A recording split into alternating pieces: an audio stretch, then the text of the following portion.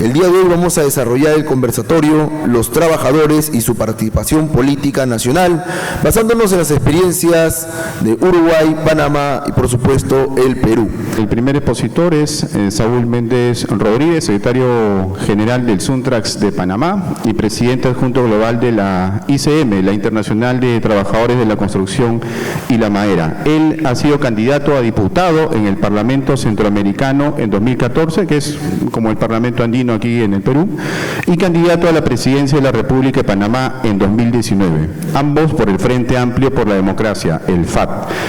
Se graduó como abogado en la Universidad Panamericana de Panamá en 2017 y posteriormente como técnico en Relaciones Laborales y licenciado en Ciencias del Trabajo por la Universidad Especializada de las Américas, UDELA. Adelante, compañero. Muy bien, compañeros que conmigo están aquí en este panel, reiterar nuestro agradecimiento por estar aquí con ustedes en el día de hoy, en el marco y conmemoración del 25 de octubre, Día del Trabajador de la Construcción. Con relación al tema político, creo que lo primero que quiero hacer es contextualizar por qué llegar a la situación política electoral y cómo llegamos a la situación política electoral en Panamá, en el Panamá del 2014 hasta la fecha. Después de la dictadura militar, que fue derrocada en Panamá por una sangrienta invasión norteamericana, una dictadura militar que no envidia nada al resto de la dictadura de nuestra América. Creo que todos tenemos conciencia de qué representan las dictaduras militares en nuestro continente. Llega el auge de la democracia en el país y hubo una lucha que se desarrolla a mediados de los años 80 por la vieja oligarquía desplazada del poder en el año 68, que fue el golpe de Estado, y naturalmente esta vieja oligarquía desplazada del poder estaba ansiosa de volver a administrar el poder del Estado. Debo decir que en esa situación llega el año 90, el contexto internacional es el que conocemos, finales del 89, la caída del muro de Berlín, la desintegración en los primeros años de la década del 90 del bloque socialista de la Unión Soviética y naturalmente entonces el mundo unipolar que hemos vivido desde ese periodo hasta acá. Es decir, es el avance despiadado de las políticas económicas neoliberales en todo el mundo y en Panamá eso pues no era la excepción. Empezó un programa agresivo de reformas a la legislación laboral, a la seguridad social, la tributación, la tasa de tributación se hizo regresiva a los asalariados pagan más impuestos que los ricos en Panamá. De igual forma, vemos que en ese sentido, en esa corriente neoliberal se privatizan las empresas más importantes estratégicas del país, se entregan al poder privado, transnacional y nacional, y en medio de eso requerimos reconstruir el movimiento popular panameño, porque el movimiento popular panameño en la primera etapa de la dictadura fue duramente sometido y luego hubo una apertura con la dirigencia cooptada, entregada, corrompida por los militares, es decir, una dirigencia que apoyaba a los militares en Panamá. Y luego entonces, con la degeneración del régimen militar, también está el tema concerniente a misma suerte corre el movimiento popular. El movimiento obrero, ni decir, era uno de los movimientos más entregados en esos años, así que empieza una reconstrucción. En el caso de Suntra, incluso Suntra estaba tomado por una dirigencia amarilla del servicio de los militares que definían en el Departamento de Inteligencia las elecciones del sindicato. No, aquí no ganó usted, aquí ganó el que nos sirve mejor. Entonces, Suntra recupera también la dirección del sindicato en cabeza del compañero Genaro López en el año 90 y empieza un desarrollo de concepto clasista. Y el concepto clasista de los trabajadores panameños organizados en Suntra no solo es el concepto de la reivindicación inmediata de la bota, del casco, el guante, los salarios, sino el proyecto histórico de la clase obrera, la transformación de la sociedad, la construcción de la nueva sociedad. Es decir, es el clásico entregado desde el marxismo a la interpretación de la realidad concreta para la transformación concreta. Así que En una reforma que se da en el 95 al Código de Trabajo, organizamos un grupo de sindicatos fuera de las centrales obreras, 13 días de huelga, 4 asesinatos, entre ellos un obrero de la construcción, Rufino Frías, más de 500 detenidos. A los obreros los detenían por usar bota amarilla, muchos usaban bota amarilla en ese tiempo en Panamá. Los obreros de la construcción los detenían solo por usar botas amarillas. Bueno, eso trajo como consecuencia la fundación de la Confederación Nacional de Unidad Sindical Independiente, Central Obrera, que fundamos en el año 98. En el año 2005, otra reforma a la Seguridad Social nos obliga a organizar un frente para defensa de la seguridad social, se llamó Frenadeso.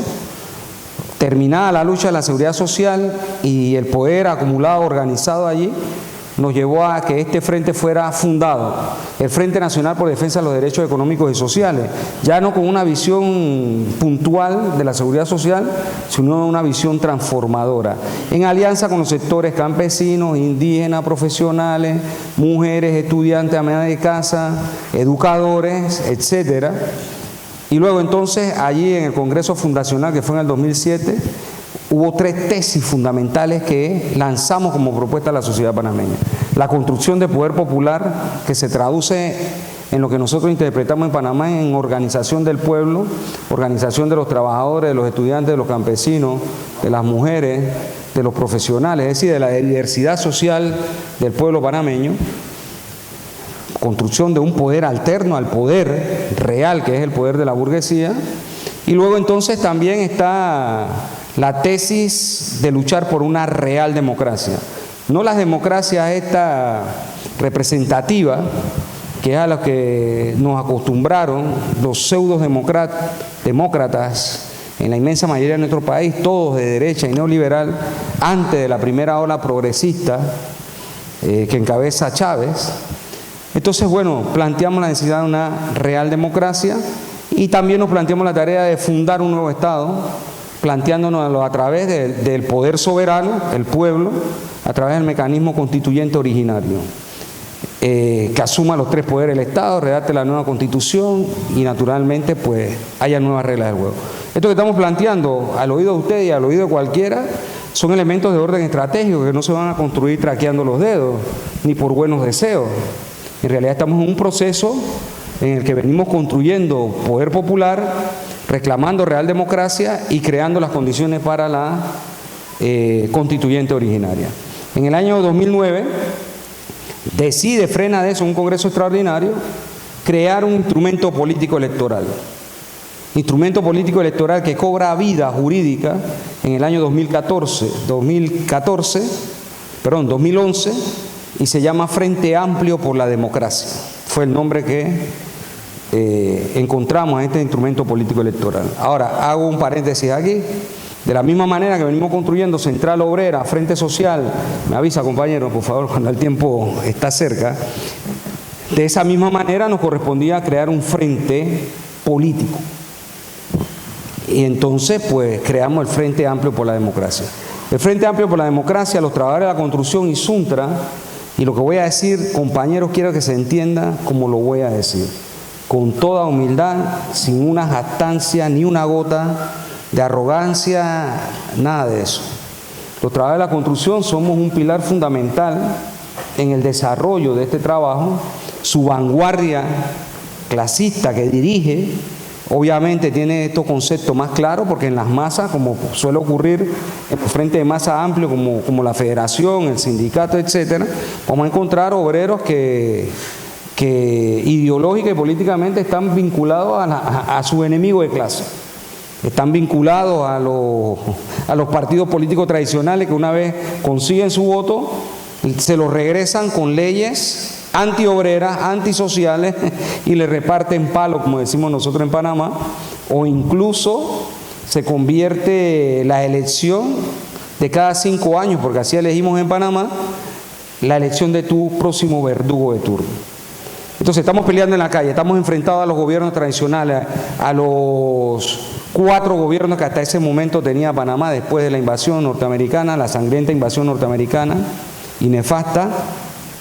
Y bueno, decidimos, vamos a hacer un instrumento político electoral para que también el descontento popular que se refleja en la calle se refleje electoralmente, porque toda esa lucha después de cada quinquenio era acumulada por un partido tradicional distinto.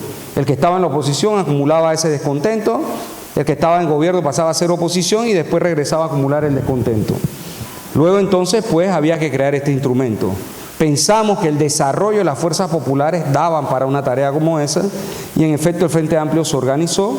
A la cabeza presidencial en la primera vuelta, el 2014, fue el compañero Genaro López, hoy dirigente histórico de Suntra.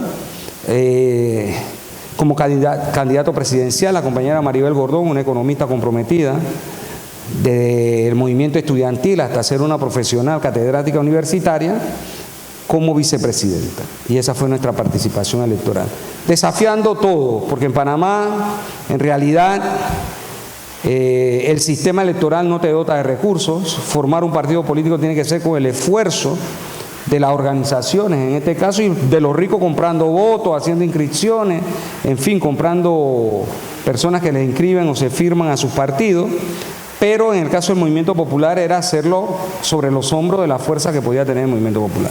Debo confesar que no nos fue bien en esa elección, tuvimos más expectativas, emociones, etcétera, en torno al tema, porque vimos votar nuevamente a los partidos tradicionales. Incluso vimos el esfuerzo sucumbir ante esa elección. ¿Qué nos muestra eso? Obviamente los errores cometidos, desafiar al sistema en las condiciones en que yo estoy narrando aquí, con conciencia y visión de clase, sin tergiversar los principios, obviamente no es tarea fácil. Tú tienes toda la prensa en contra, tienes a todos los partidos tradicionales en contra, a todos los gremios patronales en contra, que te han satanizado además, ¿no? Porque ellos no solo te niegan la posibilidad de espacio, sino que también te satanizan. Es decir, fíjense, es paradójico esto lo que voy a plantear. Pero en una entrevista ahora reciente me hacía una compañera de Telesur y me decía para introducir el tema, oye, mira, es que yo pongo en el buscador, en cualquier buscador, y pongo Suntra y lo que me sale es el poderoso sindicato de la construcción en Panamá.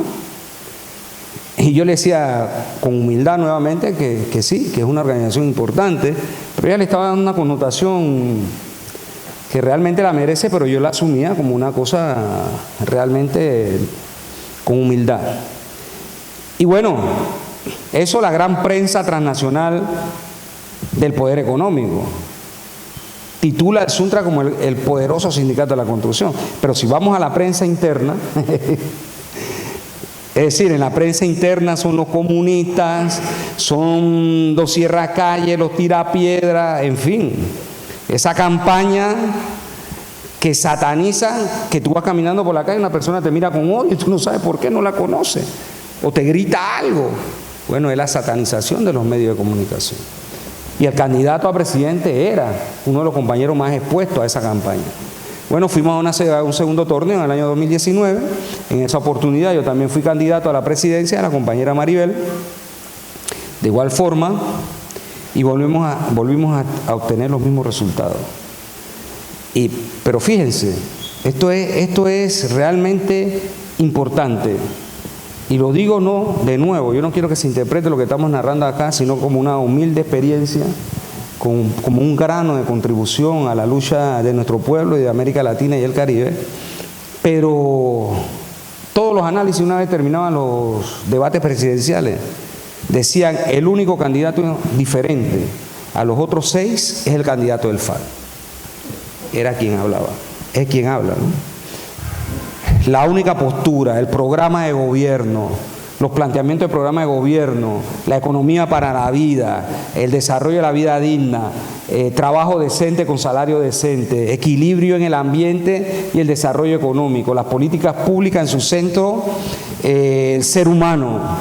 Es decir, un programa humanista, ni siquiera revolucionario, ojo, porque en nuestros días, en toda nuestra América Latina, no nos podemos presentar a unas elecciones con planteamientos, es decir, revolucionarios propiamente dicho. Estamos hablando en realidad de medidas que ayuden a salvar vidas, que ayuden a desentar el espacio, el espectro político, y que en esa pelea se van desarrollando y creando las condiciones hacia no la toma del gobierno. La toma del gobierno es un paso, pero para contribuir a la toma del poder real del Estado, que es otra cosa.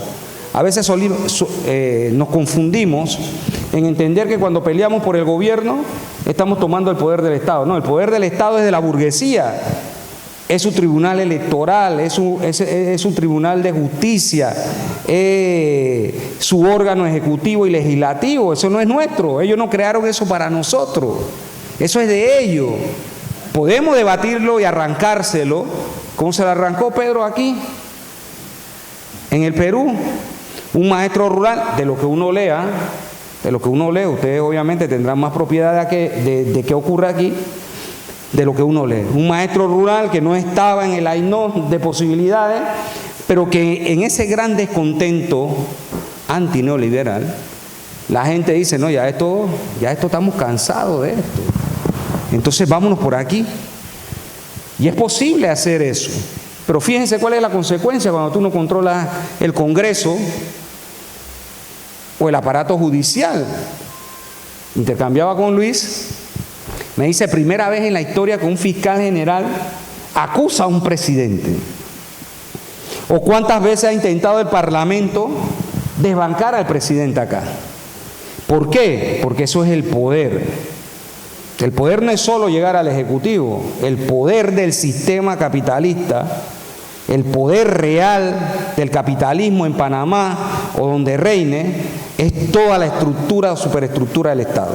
Pero estamos debatiendo política e ideológicamente la toma del gobierno encaminada a la toma del poder. Es decir, son nuevas formas de organización. Nuestra América Latina está plegada de ellas. ¿De dónde sale Evo? Del MAS, me diría uno. Sí, pero antes del MAS, ¿qué lleva a Evo a la presidencia? ¿No eran los cierres de calle, los cortes de calle, la lucha en la calle, tumbar presidente? ¿No fue eso? Después las urnas, ¿o no? ¿Cómo fue el caso de Lula? Partido de los Trabajadores. 3 intentos, un cuarto se llega, es un trabajo de calle combinado con política electoral. Y bueno, es lo que conceptualizamos nosotros en Panamá también. Estamos en la calle, logramos enfrentar el modelo económico, a la burguesía nacional, a su oligarquía, logramos enfrentar incluso a sus poderosos medios de comunicación porque el pueblo se moviliza. El pueblo tiene algo que es el instinto natural de sobrevivencia. Eso no es ideológico, es político, es nato, nace con nosotros. Y sabe cuándo le toca jugar su papel. Por mucho discurso, por mucha orientación, el pueblo tiene conciencia mínima de instinto de sobrevivencia. Claro, requiere su vanguardia obrera, su vanguardia social, su vanguardia política electoral, su vanguardia clasista. Entonces es la combinación de todas las formas de lucha la que estamos apelando en Panamá. Los resultados volvieron a ser los mismos en el espacio político en el que participamos. En realidad, quien nos está gobernando hoy, pues fuimos contendores en la presidencia, pero su política es exactamente la misma al gobierno posinvasión que instalaron en una base militar norteamericana, además, en Panamá. En Panamá los gringos invadieron y al presidente lo juramentaron en la base gringa de Clayton. Es decir, Panamá también nació como Estado tutelado norteamericano por los intereses en el canal, etc. La lucha de liberación de nuestro pueblo es una lucha histórica, heroica. No se remonta a la vida republicana, se remonta al periodo de la conquista, como ha ocurrido en todos nuestros países. Me refiero a la conquista española. Y en ese largo proceso, lo que representamos hoy en Panamá, nosotros humildemente nos sentimos herederos de esa lucha de rebeldía, de resistencia, de esa lucha importante, y además nos sentimos hijos de esa corriente de la patria grande, la construcción de la patria grande, y en eso aportamos el concurso de nuestros modestos esfuerzos. Así que es nuestra experiencia política que hemos tenido en estos momentos, seguimos bregando. Hoy hemos lanzado una candidatura independiente, la de la compañera Maribel Gordón, se llama por libre postulación, y seguimos en la batalla, seguimos en las calles, un estallido social en julio de este año, fuerte, donde el Sindicato de la Construcción jugó un papel determinante, estuvo en la mesa, incluso como líderes allí, y hoy estamos librando esta batalla, combinando todas las formas de lucha. Gracias, compañero.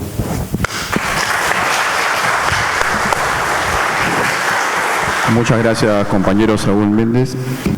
Vamos a dar pase al compañero Óscar Andrade Layana. Él es exsecretario general del Sindicato Único Nacional en la Construcción y Anexos Zunca de Uruguay y fue elegido diputado en las elecciones de 2014, a las que, renunciando en 2016 para dedicarse a la actividad sindical nuevamente.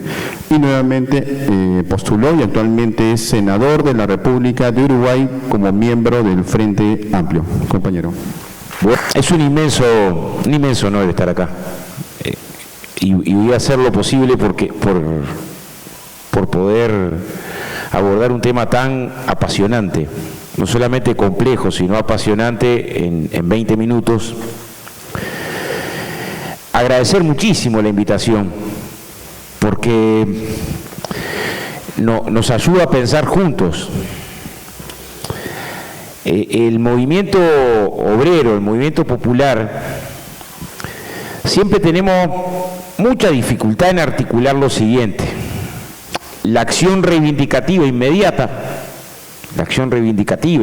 la pelea por el salario, por la mejora de la alimentación, con la acción programática, con los temas estratégicos. Y muchas veces caemos en una de dos dificultades. Solamente luchamos por lo inmediato, y cuando luchás solo por lo inmediato no te permite vincular esa batalla inmediata con las razones estructurales de la desigualdad. O por otro lado, en un sentido más academicista, solamente reflexionamos sobre los temas estratégicos sin vincularlos a la lucha inmediata. Esa articulación entre reivindicación y programa, entre táctica y estrategia, no es sencilla de resolver. Ni en la cabeza, ni en la teoría, ni en la práctica.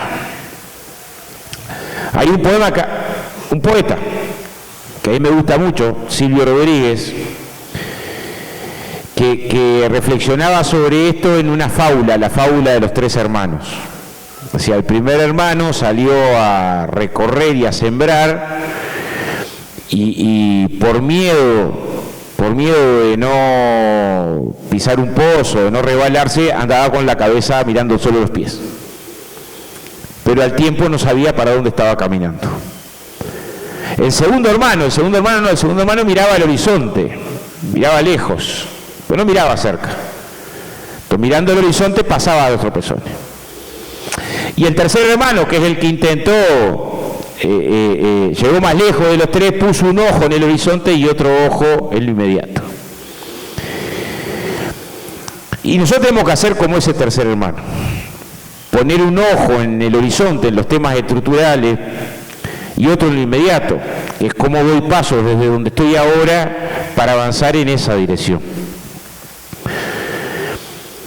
Nosotros estamos atravesando una experiencia muy dura de la estrategia neoliberal, que hasta yo estoy tentado a cambiarle el nombre. Tendríamos que decir, tenemos una estrategia criminal, y es sin exagerar.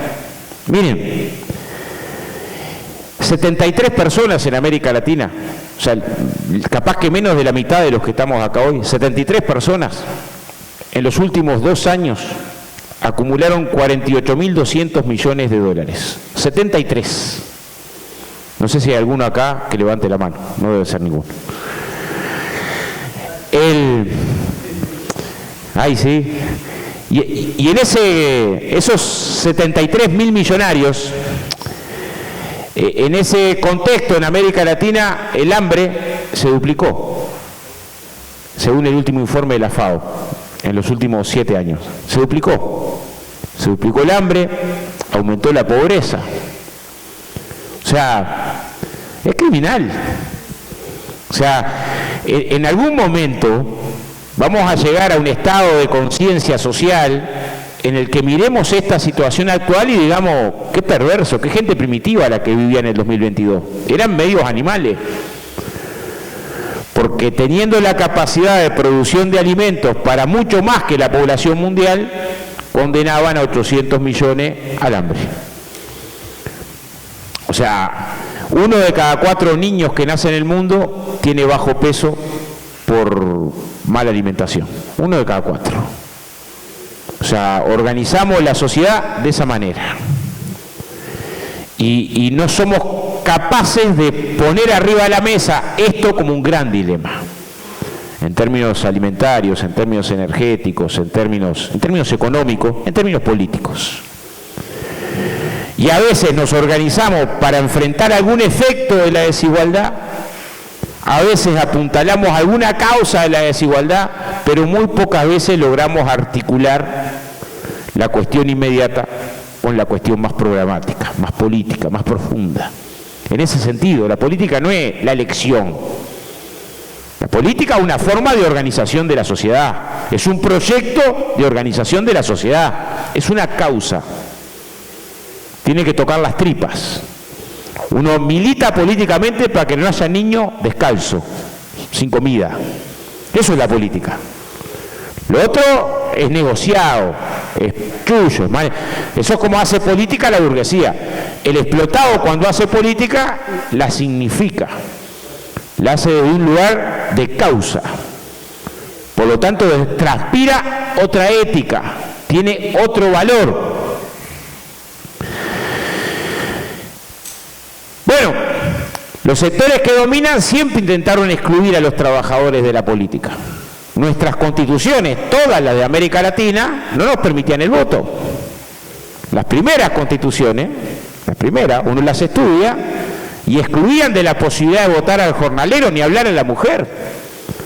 Hasta el derecho ciudadano más elemental estaba excluido, porque la decisión política la tenían que tomar los dueños de todo.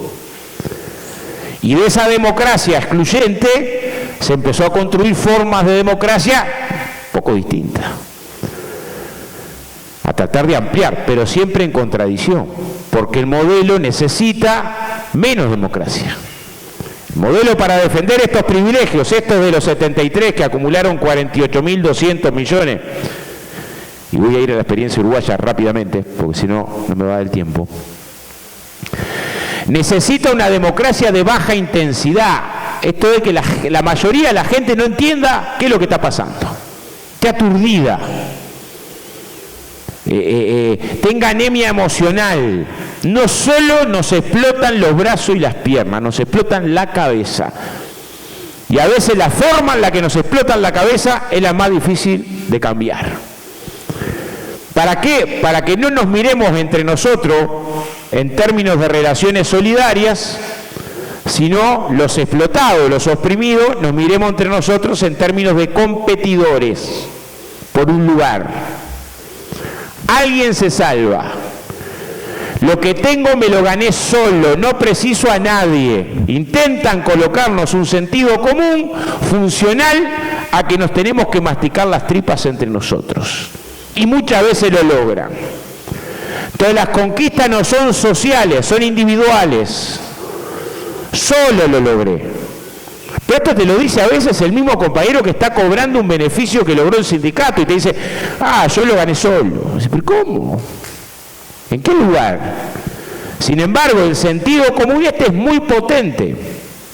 Una suerte de teoría de las especies. Darwin era un científico que decía que las especies competían por sobrevivir. Entonces había dos plantitas, una al lado de la otra, una trataba de crecer más que la otra para taparle el sol, y la que crecía más sobrevivía, la otra marchaba. Bueno, esa teoría de Darwin para las especies y para la sociedad.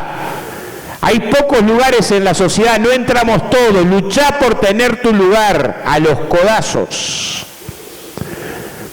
Atrás de esta ideología, formas jurídicas.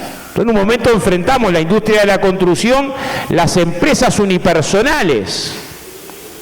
Entonces Juan López, que tenía una cuchara y un fretacho, no sé si le dice fretacho acá, como una tenaza, al otro día ya no era más Juan López, era empresa Juan López, con la misma cuchara y el mismo fretacho, trabajando para la misma empresa, pero ahora trabajando para mí solo.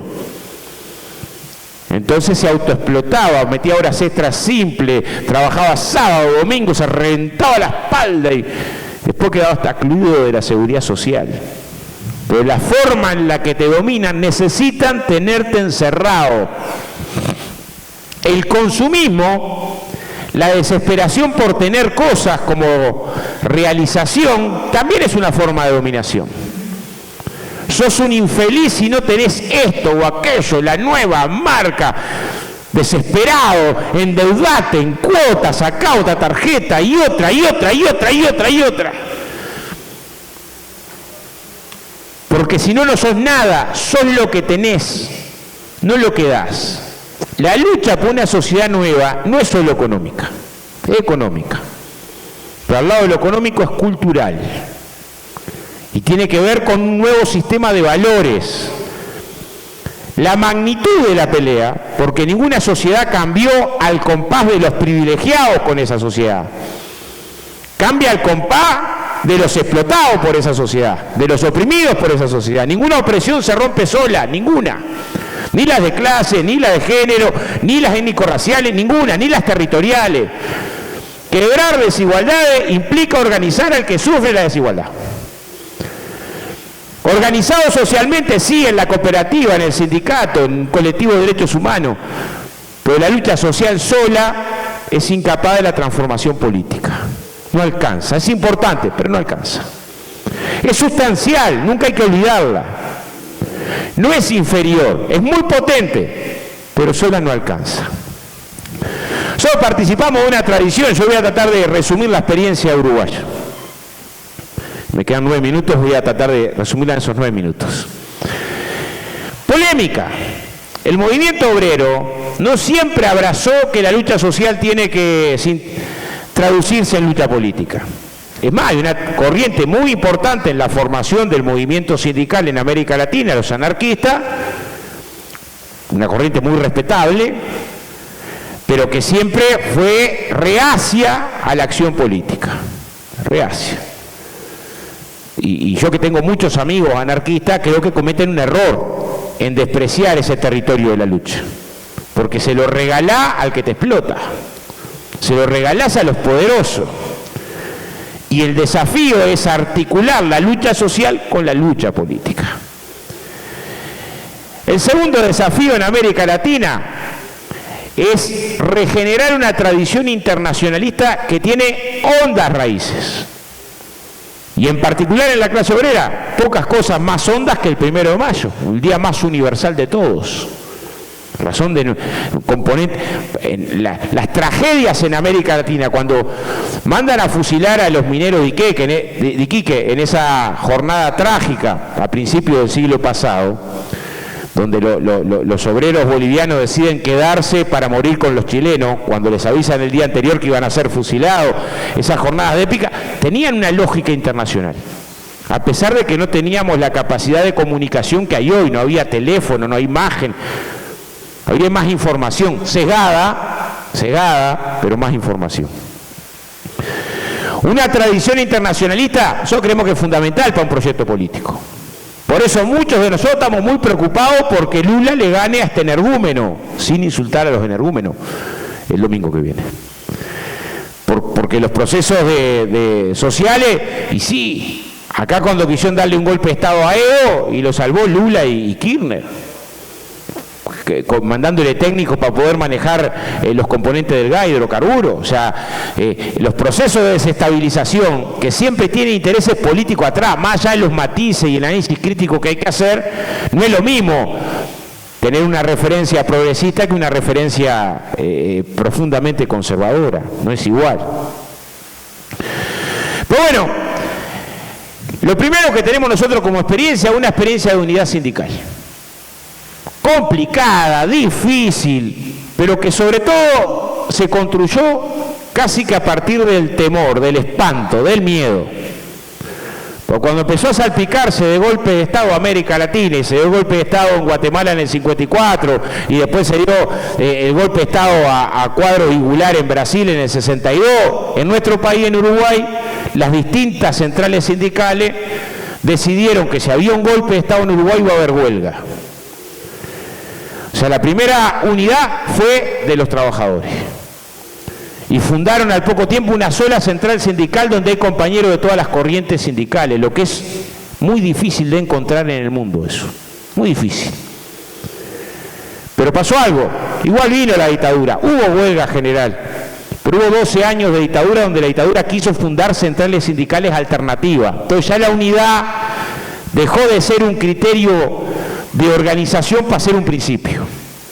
Si la dictadura cuando vino y torturó y desapareció compañeros, lo que quiso fundar otras centrales sindicales, quiso partir la unidad sindical pasó a ser un elemento de principio. Lo segundo es la unidad sindical con los estudiantes universitarios, un componente muy rico de la década del 50. Lo tercero, un programa en el Congreso del Pueblo del año 65. A partir de esas experiencias es que la izquierda en Uruguay, las izquierdas en Uruguay que tenían pequeños partidos con mucha dificultad de representación, un poco lo que decía Saúl, los trabajadores te votaban en el sindicato, pero después no te votaban en las elecciones. Te votaban como delegado sindical en la obra, pero llegaba a las elecciones y votaban las viejas maquinarias poderosas electorales de la derecha. El mismo trabajador que iba a la huelga del frigorífico, después votaba a los empresarios dueños del frigorífico. Increíble. Pero no es increíble, porque tiene que ver con las formas sofisticadas en que la derecha te domina, que son también clasistas y rancias. A mí me pasa, yo cuando fui diputado, a veces fui diputado suplente primero, 2009-2014, y a veces iba al Parlamento de la Hora, y entraba, la primera vez que fui a entrar de Mameluco, casi me hacen un tacle en la entrada. Como al Rabi, ¿viste? ¿A dónde cree que va? Y digo, soy diputado. Ah, usted es diputado. Pase, señor diputado. Después decía, no, ni pase, señor diputado, ni me hagas un tacle. Pero es una mirada muy aristocrática. ¿Cómo un obrero de la construcción? El obrero de la construcción, la doméstica y el rural pueden servir para todo, pero para nada importante. Son los que no saben gobernar. Y algunas de las leyes que impusimos en el Parlamento para proteger las condiciones de trabajo o para impulsar el trabajo a personas discapacitadas o para la vivienda fueron de las mejores leyes del último tiempo. Sin embargo, hay una mirada muy rancia. No tienen por qué meterse en política. Que saben, la política es para los de muchos apellidos y estatus y no sé cuánto. Sin embargo, la política a veces es más sencilla. Si no pierde una esencia, ser antena sensible de la acción y la lucha popular. Voy a intentar traducir una experiencia. Nosotros fundamos un Frente Amplio. No era nacido yo, hace más de 50 años. Y el Frente Amplio fue gobierno primero en la capital. Y después de mucho trabajo y experiencia y lucha, llegó a ser gobierno 3 veces seguidas. Y los resultados del Frente Amplio en el gobierno, nadie puede decir que son negativos. Había un 40% de pobreza, bajó un 8%, 15 años de mejora del salario real, de mejora de inversión pública social, se redujo la desigualdad, 20 veces más ganaba el 10% más rico que el 10% más pobre, bajó eso a la mitad, se fortalecieron las empresas públicas y perdimos las elecciones. ¿Y cómo perdimos las elecciones? ¿Cómo puede ser que perdimos las elecciones? Y bueno, el perdimos las elecciones tiene que ver con otro aprendizaje. La lucha política está bien, pero no podés abandonar la base. Y muchas veces nos pasó, cuando llegamos al gobierno, que se empezó a separar la acción del gobierno con la base social, con la base organizada. Y descuidamos la batalla cultural, y descuidamos la importancia del conflicto. Y nos empezó a ganar también la idea de que alcanzaba con gestionar. No, nosotros no somos un proyecto para administrar intereses distintos. No, son para defender un interés. O realismo, pero para defender un interés. El de los explotados, el de los oprimidos, el de la gran mayoría, contra el de los privilegios. Y ese proceso llevó a que por poquito, por un 1%, pero perdimos la elección. Y en 2 años y medio ya han descascarado salarios, recortado derechos, ahora recortan el derecho a huelga, ahora una reforma jubilatoria para que tengamos que trabajar más años para cobrar menos. O sea, la derecha vino y la revancha es durísima. Pero para venir primero tuvo que ganarnos la cabeza. Voy a poner algunos ejemplos. Me queda un minuto, en el minuto que me queda. Uno puede decir, bueno, si un proyecto popular gana y es pensado de la solidaridad, hay una política que atienda a la infancia, tiene que ser muy bienvenida. Generar, para que no tenga gurises pasando hambre, asistencia social. Esa política se multiplicó en los gobiernos del Frente, pero al lado de la política se iba multiplicando el prejuicio. Y mucha gente de pueblo y hasta trabajadores empezaron a decir, ah, mirá, se le da a estos que no trabajan. Ah, son el gobierno de los vagos. A la mujer con 5 hijos, ¿qué hace? Llena de hijos para cobrar los planes sociales. Qué vergüenza este gobierno. Gente trabajadora, que en vez de alegrarse porque había una asistencia social para los gurises más pobres, entraba a criticarla. La batalla es acá también. Con los gobiernos de Frente se construyeron derechos para los trabajadores rurales, de negociación colectiva, de sindicato y demás. Pero las encuestas dadas a los trabajadores rurales, la mayoría decía, no me toquen el campo, no le pongan impuestos al patrón. O sea, no alcanza con las normas si no se gana la batalla en la conciencia, en la cultura. Un proyecto de cambio es muy complejo. No alcanza con normas que estén bien o programas técnicamente bien definidos. Implica ganar el alma de nuestros pueblos para el proceso de transformación, porque así, compañero, y termino, y me fui un minuto, pero es un minuto que me fui nomás. Así como el neoliberalismo necesita pasividad, anemia emocional, alienación, que estés en otra, que no te duela nada, que te vayas a acostar tranquilo aunque veas gurises durmiendo en la calle, nosotros precisamos otra conciencia, otra cultura y otro nivel de participación. Es difícil, sí, pero es apasionante. Porque ¿qué es la vida si no es eso? ¿Qué es la vida si no es ponerle causa, ponerle significado? Una carrera disparatada por tener cosas. Entonces, siguiendo a Mariátegui, no hay calco.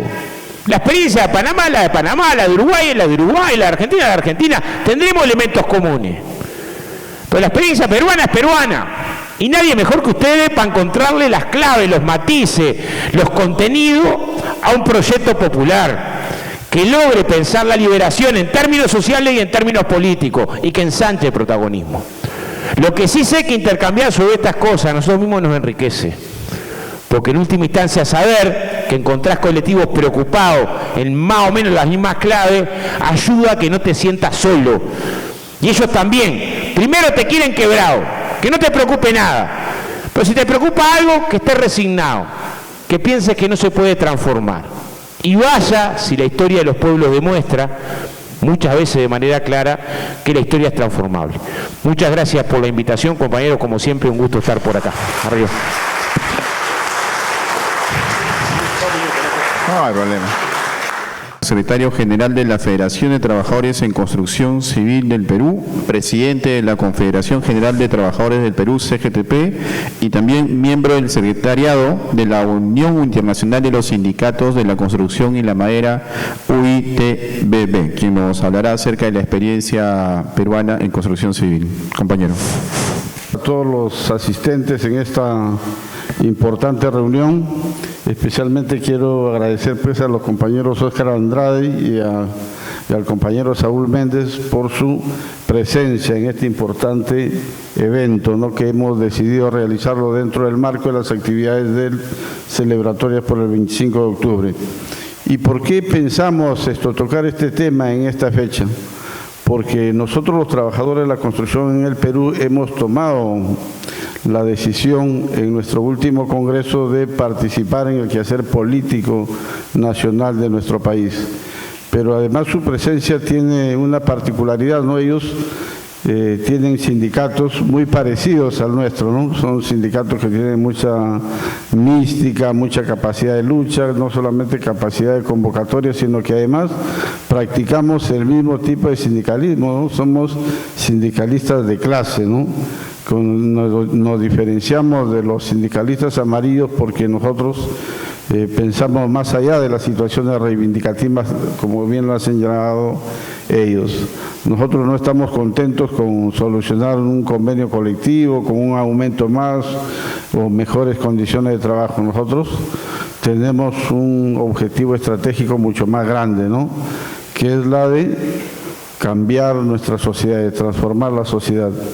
Queremos una sociedad con justicia social, ¿no?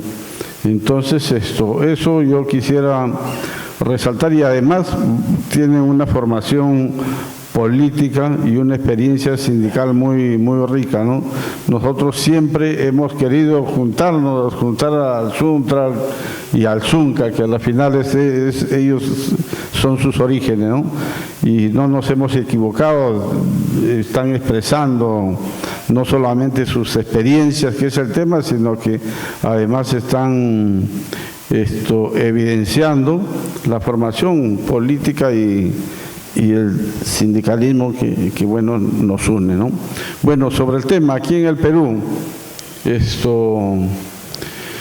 todos sabemos que después de 30 años de neoliberalismo, la mayoría de peruanos tienen una conclusión equívoca, ¿no?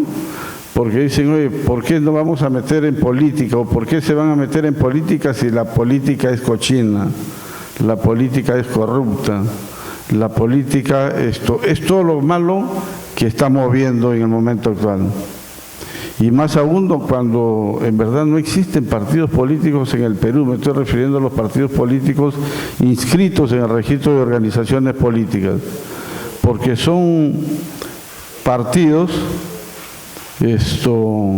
que no les une un programa, no les une un proyecto nacional de país, no les une el objetivo de resolver los problemas de los trabajadores, de la población, de los desposeídos. Lo que les une son los intereses personales, ¿no? Visto todo eso, es que los trabajadores en el Perú hemos tomado, me refiero a los trabajadores de la construcción, en participar en política. Pero es bueno señalar que no es la primera vez, no es que estemos nosotros en el Perú recién tomando esa decisión. Sería bueno muy rápido recordar a la Mauta, José Carlos Mariátegui, ¿no? Cuando forma el Partido Socialista, primero en octubre del 28, después Partido Comunista.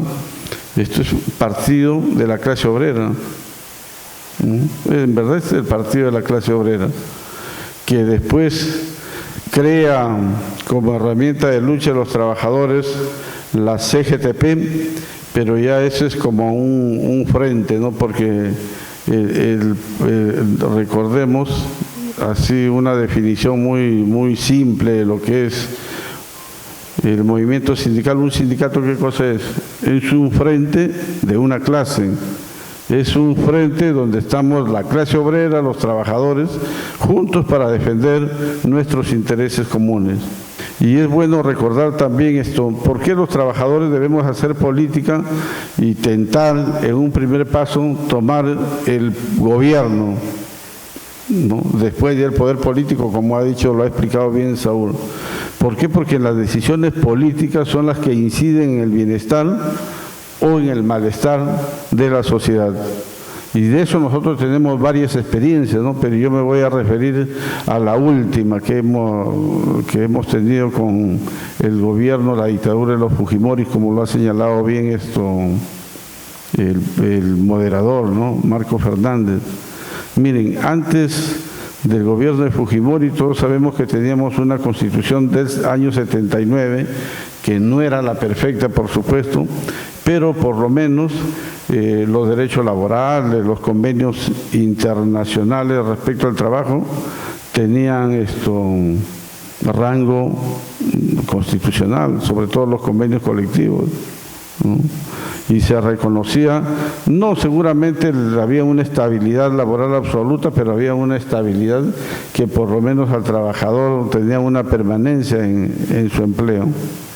Eso cambia en la década de los 90 y no empieza con el cambio de la Constitución del 93, sino desde el año 91 ya Fujimori hace una flexibilización laboral de los derechos individuales de los trabajadores. Y todos recordamos aquí al compañero Wilca, ¿no? Cuando a ese decreto legislativo 728 lo llamó la ley del cholo barato, ¿no? ¿Por qué? Porque ahí es cuando salen los contratos modales, ¿no? Más de 9 tipos de contratos salen en ese momento, donde el trabajador ni siquiera le hacían contrato por 3 meses, sino contratos hasta por 1 mes, ¿no?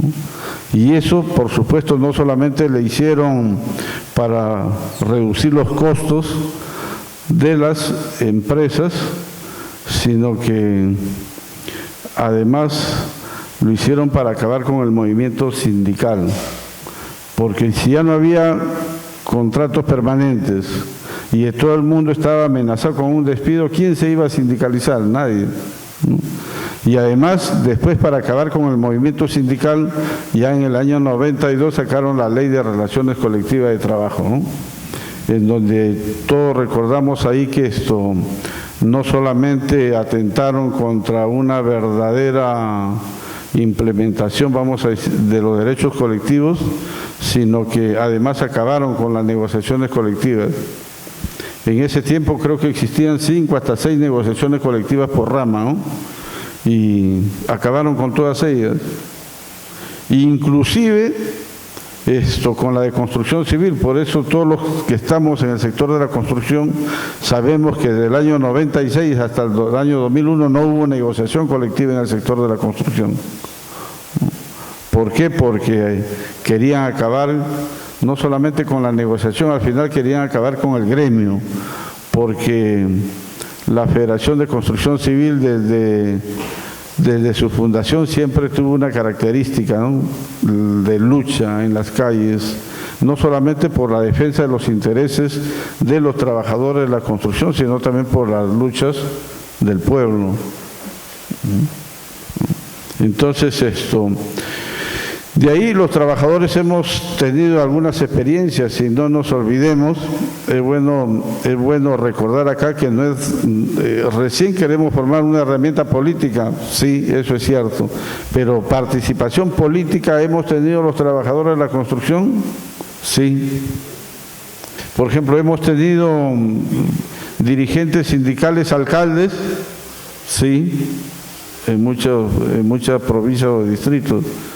Hemos tenido regidores también, hemos tenido presidentes regionales en ejercicio también. Acordémonos del compañero Lachira en Tumbes, él fue elegido como vicepresidente, ¿no? Y cuando salió a correr el presidente, él tuvo que asumir la presidencia del gobierno regional de Tumbes durante mucho tiempo. Y hemos tenido también compañeros que han sido consejeros regionales. Y actualmente tenemos algunos compañeros que son regidores provinciales y hay algunos que han sido, inclusive en esta última elección del 3, del 4 de octubre, han sido electos regidores, ¿no? Entonces sí participamos en la vida política, pero en partidos que no, en verdad que no tienen una vocación o una convicción o un programa, una plataforma de transformar el país. Y eso es lo que diferencia con la visión que nosotros queremos imprimirle desde la herramienta que queremos construir. Entonces nosotros en el 27 Congreso, me refiero a nosotros como gremio, hemos tomado el acuerdo de construir un referente político, un partido político, un movimiento político, y bueno, en eso estamos comprometidos. Y ahí tenemos ya un programa mínimo que siempre lo hemos difundido en este proceso de construcción que nos encontramos. Y uno de ellos, por ejemplo, es el cambio de la Constitución, ¿no? Cambiar la Constitución, tener un país donde los trabajadores tengan garantizado mínimamente, vamos a decir, un trabajo digno. Pero para eso tenemos que generar riqueza, ¿no? Y para eso también tenemos que aplicar medidas económicas que generen esa riqueza y atraigan la inversión. No solamente tiene que haber inversión privada, sino también una buena inversión pública, ¿no? Tener una visión de país, ¿no? Un proyecto nacional de país, cosa que no hemos visto actualmente que tienen los partidos políticos que hacen la vida política actualmente nacional. Miren, y hemos tenido experiencia como movimiento sindical porque hemos participado a través de la CGTP también en la Coordinadora Política y Social, ¿no? Todos que somos viejos militantes del movimiento sindical hemos participado en eso. Cuando estuvo de candidato el compañero Gorriti, no sé si se acuerdan ustedes, ¿no? Donde lamentablemente también hay que reconocer que la propia clase obrera, muchas veces cuando hay elecciones, ya que tiene que ver con elecciones políticas, prefiere votar por el verdugo, como han señalado acá, y por los dirigentes sindicales no. Entonces eso también tenemos mucho trabajo ahí que hacer y tenemos que cambiar. Bueno, ¿qué experiencia tenemos ahora? La experiencia es la de haber sacado una denominación provisional del Jurado Nacional de Elecciones y estamos embarcados en la, vamos a decir afiliación de los militantes de este referente político que, como todos sabemos, se llama Unidad Patriótica Democrática de Obreros y Campesinos. Queremos hacer esto solamente con trabajadores de construcción, este partido no. Los trabajadores de la construcción seremos el núcleo, seremos los convocantes, pero queremos que estén aquí todo el movimiento sindical. Queremos que esté el movimiento agrario, los campesinos, los mineros, los intelectuales progresistas, ¿no? Inclusive hasta los empresarios que sean nacionalistas, ¿no? ¿Por qué? Porque tenemos que tener empresa también, ¿no? Entonces tenemos que hacer una convocatoria mucho más amplia, ¿no? Y estamos en esa tarea.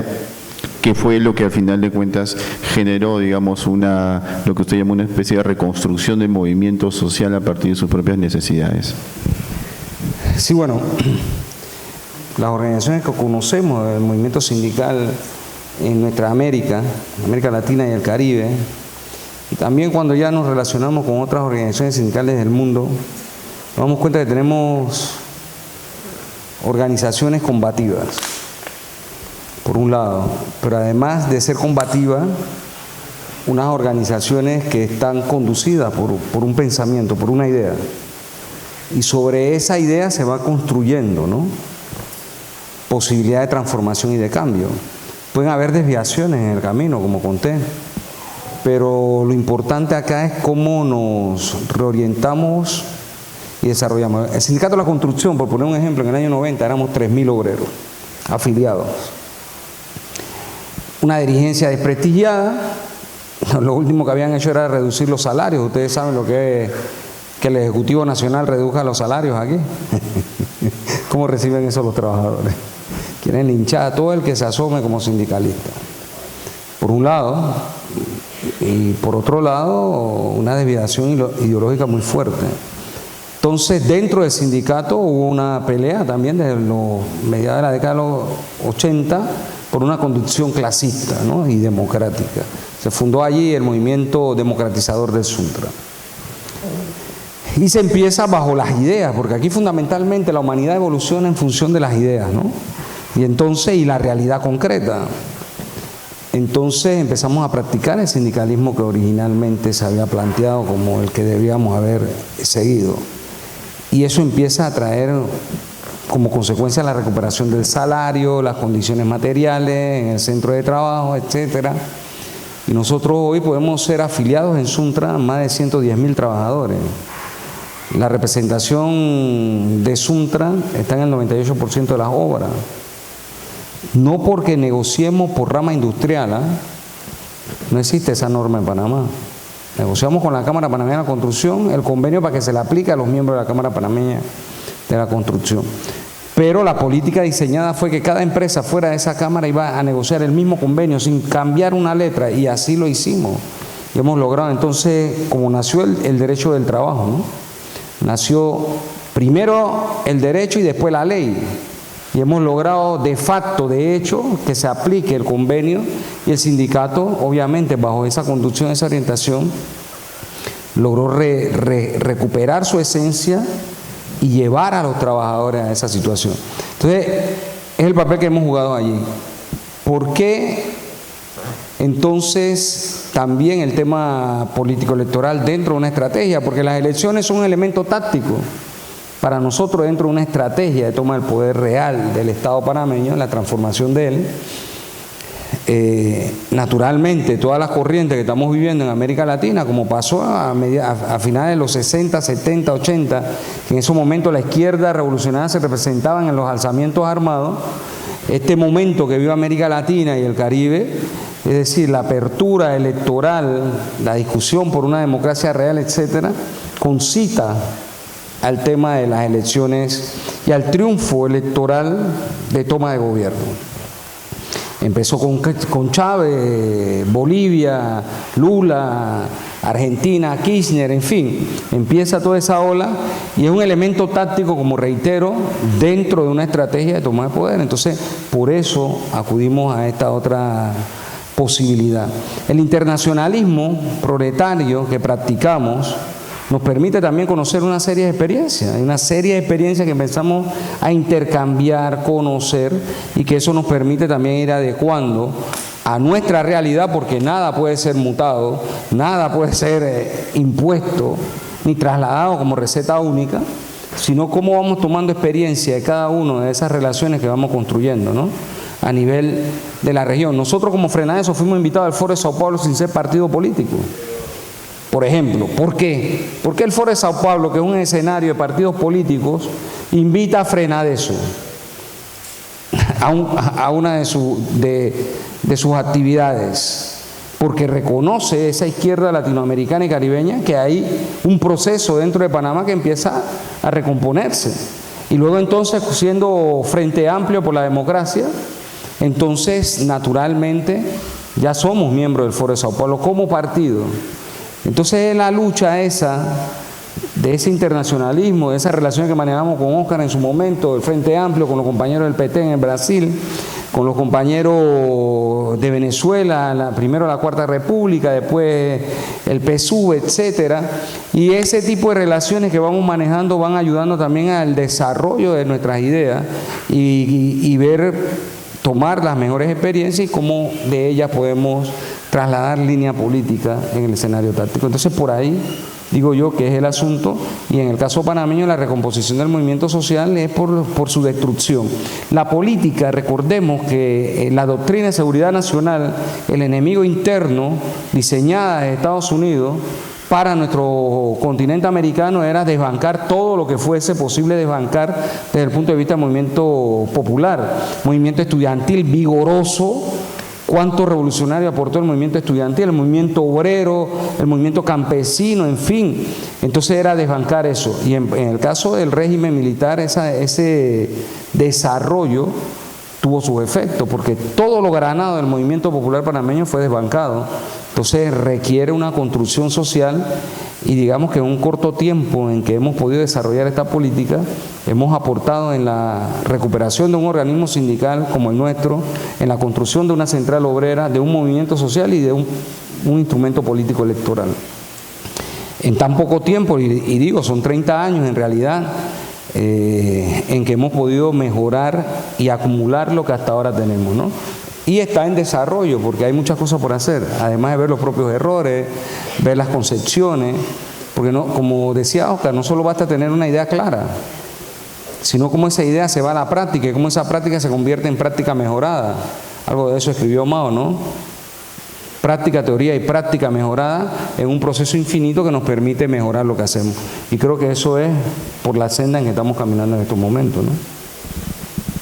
Compañero. Compañero Óscar Andrade, usted habló acerca de la batalla cultural. ¿Cómo podemos hacer para poder ganarle esa batalla de ideas a quienes tienen el poder, los medios de comunicación, que tienen el poder las instituciones del Estado? Bueno, Temón, en general uno se identificaba con su trabajo. O sea, cuando conocías a alguien, después de decirle el nombre, casi que lo primero que te identifica es qué sos, qué es lo que uno es. Puede ser un peluquero, un albañil, un chofer, el trabajo tiene un componente de identidad cultural muy fuerte. Y yo creo que ellos lograron permear mucho ese sentido identitario, de que ya no te identifiques tanto por lo que haces, sino por lo que tenés. Y esta es una batalla muy potente, muy potente. Entonces, es increíble cómo nos venden una zanahoria irrealizable, una zanahoria inalcanzable. No hay ninguna posibilidad, es una utopía. Utopía en Tomás de Moro era lo que no está en ningún lugar, una utopía. Materialmente es utópico, la forma de vida en la que nos quieren hacer vivir, no se puede. Razonablemente no se puede. Voy a poner algún ejemplo para fundamentar esta opinión, pero sobre esto no hay mucha discusión. En Estados Unidos se consumen por día 20 millones de barriles de petróleo. Cada barril son 160 litros. O sea, cada uno de los 320 millones de norteamericanos en promedio consume 10 litros de petróleo por día. En promedio, ¿no? Algunos más, otros menos. Si ese fuera el consumo energético para los 7.200 millones de planetas, precisamos una docena de planetas. No se puede. Porque el asunto es que tenemos un planeta solo. No tenemos una docena de planetas. Sin embargo, nos quieren empujar a vivir de una manera que es imposible humanamente. Humanamente. Porque imaginémonos que llega un compañero de trabajo y te dice: ¿cómo anda, Pancho? Disculpen si hay algún Pancho en la... Bien, bárbaro, ando bien. Mirá, en realidad mejoré los depósitos en el banco, tengo nuevas propiedades, un vehículo nuevo. ¿Y tus gurises, Pancho? Hace una semana que no comen. ¿Cómo? ¿Cómo es posible? Pará, digo, ¿qué está pasando en tu cabeza? ¿Estás enfermo? O vamos a pensar que Pancho es una muy mala persona. Esto que parece muy fácil de explicar a nivel de comunidad, a nivel de experiencia cotidiana, es más o menos como está organizado el planeta hoy. Así de inhumano. Pero hay una batalla que es ética. No queremos vivir así. No queremos vivir con gurises que nacen condenados a tener dificultades psicomotrices por mala alimentación desde que nacen. O condenados a no tener medicamentos. No los pueden comprar. O condenados al tuburio. O condenados a vivir cada vez más lejos. Porque a los pobres los expulsan. Ayer lo conversábamos con los compañeros de noche. Muchas veces hablamos de la reforma agraria y no hablamos de la reforma urbana. De cómo el mercado inmobiliario va construyendo barrios selectos que para que valgan caro no tiene que haber pobre, salvo la doméstica que vaya a limpiar. O el obrero de la construcción mientras la hace. Entonces expulsarlo cada vez más a la periferia. Que le quede lejos la cultura, que le quede lejos el deporte, que le quede lejos el estudio, que le quede lejos... Te explotan en la fábrica o en la obra y te explotan en la ciudad. No queremos vivir así. Tenemos derecho a vivir distinto.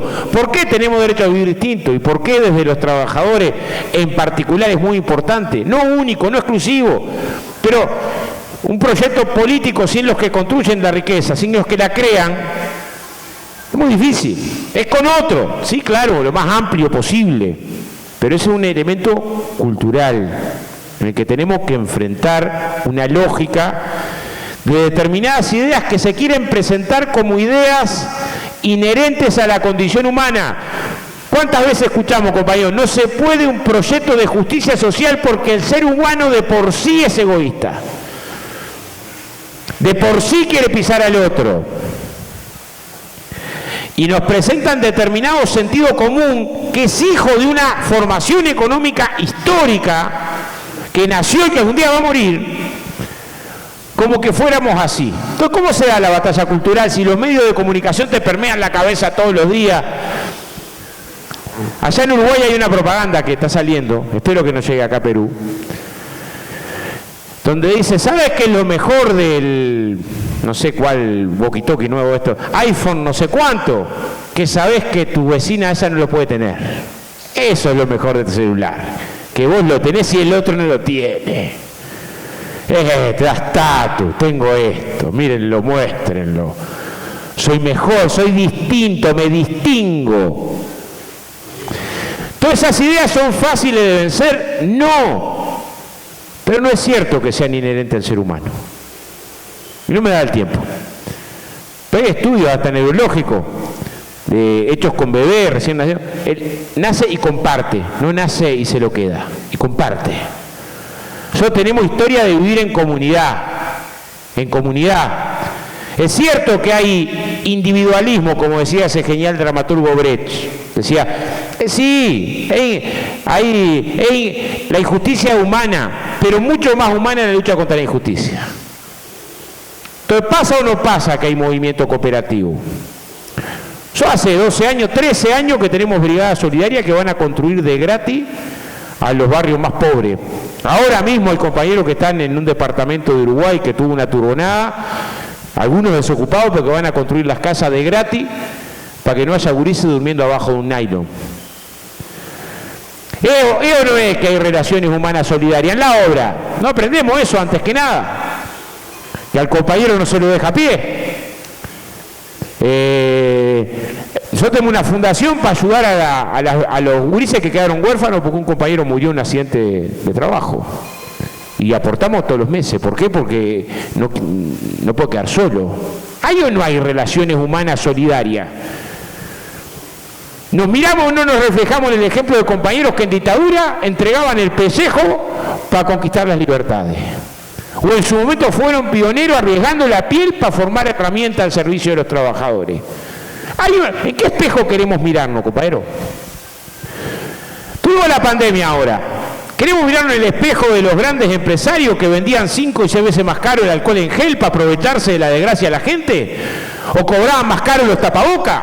¿Doble filtro? ¿O nos miramos el ejemplo de los vecinos que aún en el momento de la pandemia se ponían el hombro para generar solidaridad, o el personal médico que se ponía la cabeza, o los científicos, o los trabajadores? ¿Qué espejo queremos mirarnos? ¿Qué queremos que el espejo nos devuelva cuando hablamos de la batalla cultural? No es sin alma.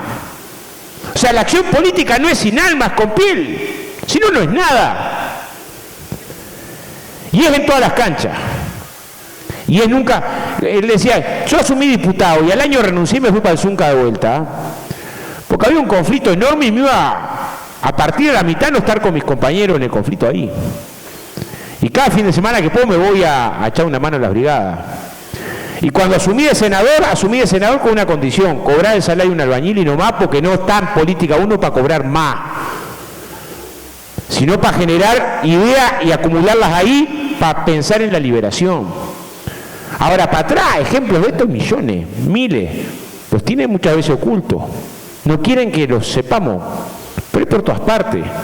Entonces, la batalla cultural, y bueno, algún día, tener un gobierno no es tener el poder, aprendimos de eso. El poder es el poder financiero, el poder económico, el poder mediático, el poder de los funcionarios institucionales, el poder del imperialismo en términos de su relación de sometimiento y dependencia. Hay muchos poderes.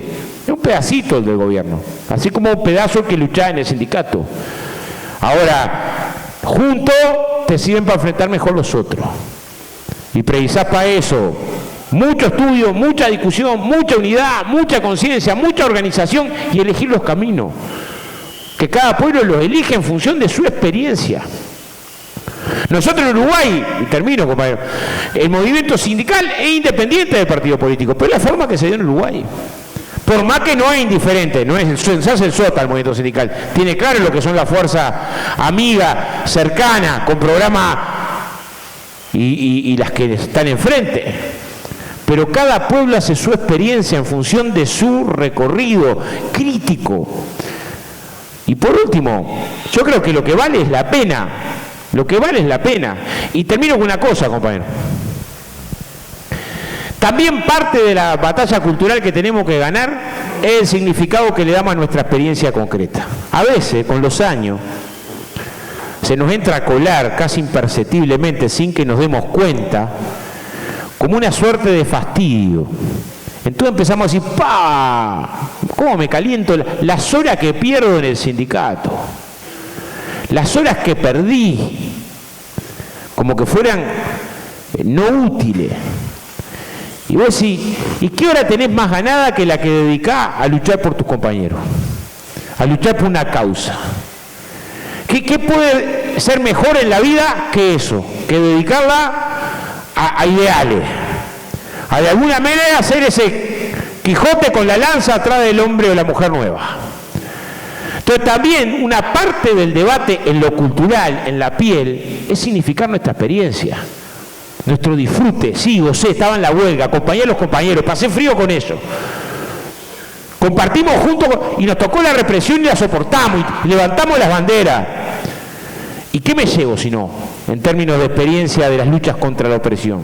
Bueno, ese recorrido también tiene que ver con una dimensión cultural, de piel. Es decir, ser parte. Un viejo poeta nuestro decía, hago falta, yo siento que la vida se agita nerviosa si no comparezco, si no estoy, que hay un lugar para mí, que defrauda una espera, que hay una inspiración que falta.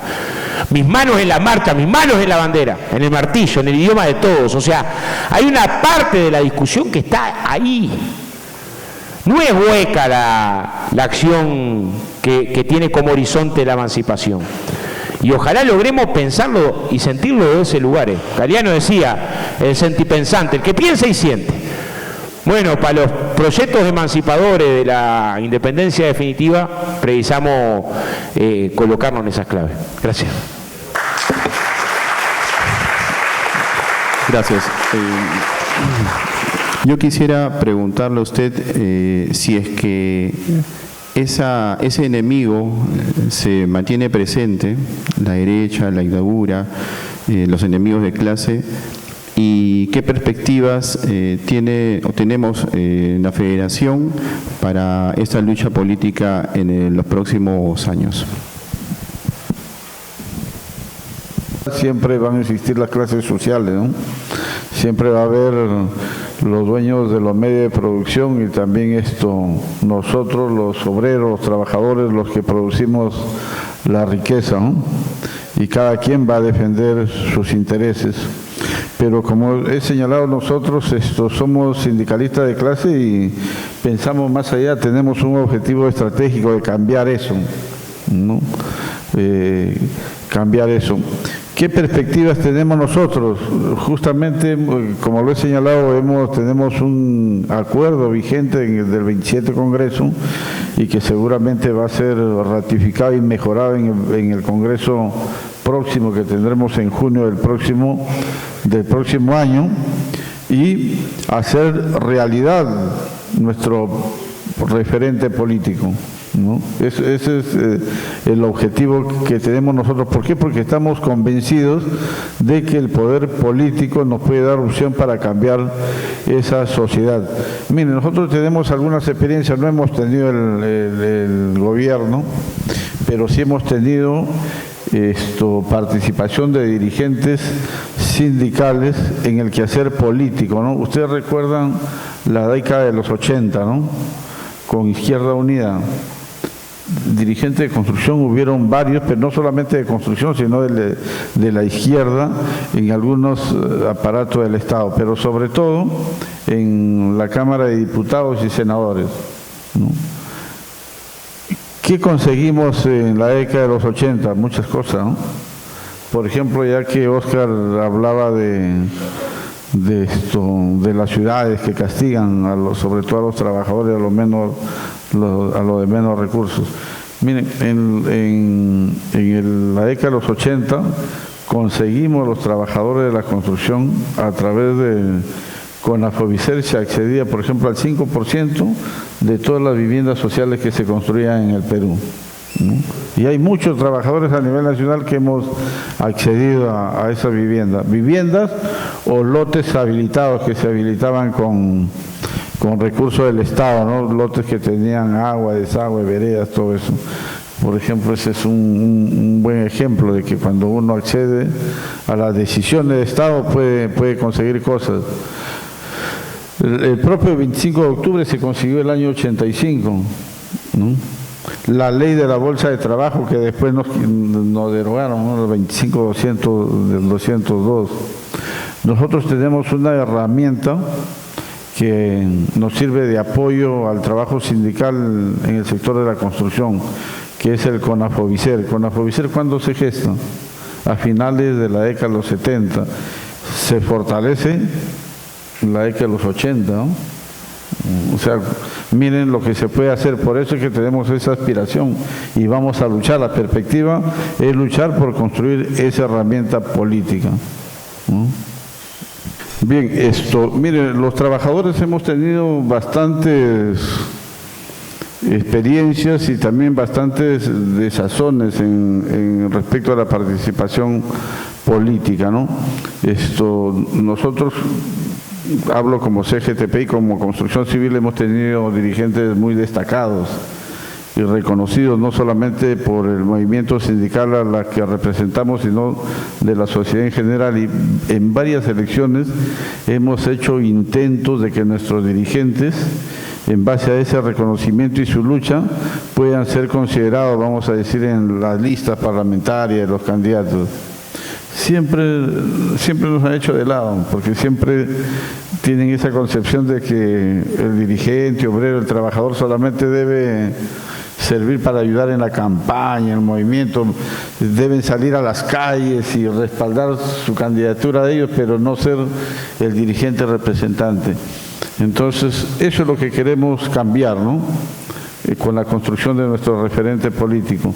Pero ojo, el partido que construyamos no solamente va a estar constituido por los trabajadores de la construcción, ya lo hemos señalado, somos muy pocos los trabajadores de la construcción si es que queremos tener un partido que sea referente político, ¿no? Y hemos señalado que no solamente los trabajadores de la construcción, sino todo el movimiento sindical. Unirnos con los mineros, los agricultores, los estudiantes, los campesinos, las amas de casa, todo aquel que quiera cambiar el Perú, cambiar esta sociedad y esté de acuerdo con ese programa mínimo, ¿no? que tiene el que estamos construyendo. Ahora, cuando ya tengamos unidad patriótica, no solamente unidad patriótica, tenemos que buscar alianzas con otros partidos que también quieran lo mismo, ¿no? O por lo menos que tenga algo que nos una, que sea lo central, ¿no?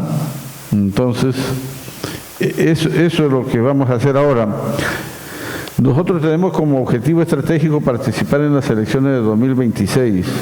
Todavía falta algún momento, todavía falta un periodo que tenemos que recorrer. Ahora, las leyes electorales están hechas de una manera para que se inscriban, para que no se puedan inscribir los nuevos partidos, ¿no? Ya estamos viendo cuántos hacen el intento y no pueden, ¿no? Porque no es fácil, no solamente se trata de afiliar militantes, que ahora no son los 900.000 o el millón que era antes, ahora son cerca de 26.000, ¿no?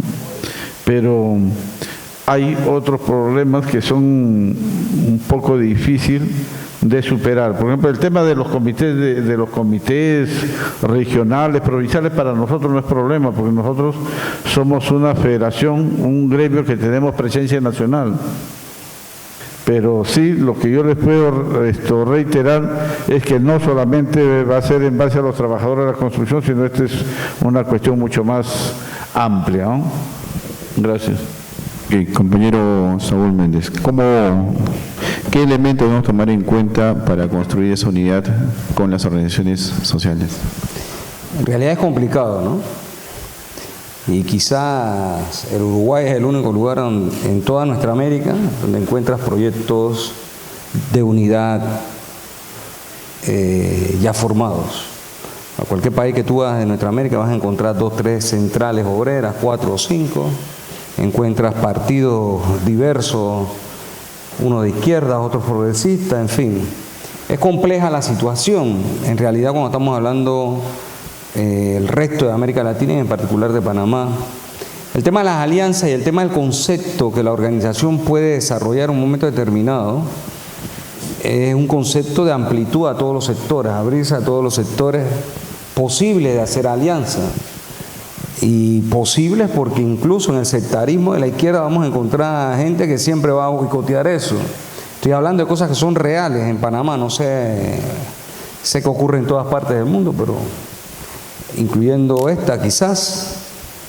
y encontramos este tipo de obstáculos. Vamos a encontrar temas con el movimiento popular. Yo voy a ponerle un ejemplo que es muy reciente a efecto de esa pregunta. En julio de este año hubo un estallido social en Panamá. Y bueno, hubo 3 expresiones sociales que, digamos, fueron representativas en ese momento del estallido social. Entre eso, la fuerza que nosotros representamos a través de una alianza que tenemos aún un poco más amplia, se llama Alianza Pueblo Unido por la Vida. Pero cuando estamos sentados en la mesa, los actores sociales, el primer problema que tuvimos fue la estigmatización del resto de los compañeros del sector social frente a nosotros. Y en particular, frente a quien habla.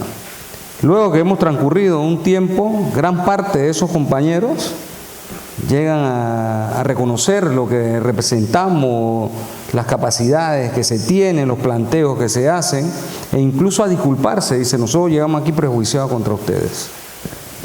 Entonces, cuando vas a hablar de política con los compañeros, obviamente hay un prejuicio creado desde el poder. ¿Cómo se hace para hacer alianza con esos sectores? Bueno, el poder de la realidad de los argumentos, el poder de construir posiciones únicas del movimiento popular para presentarle al gobierno, fue allanando ese camino de alianza.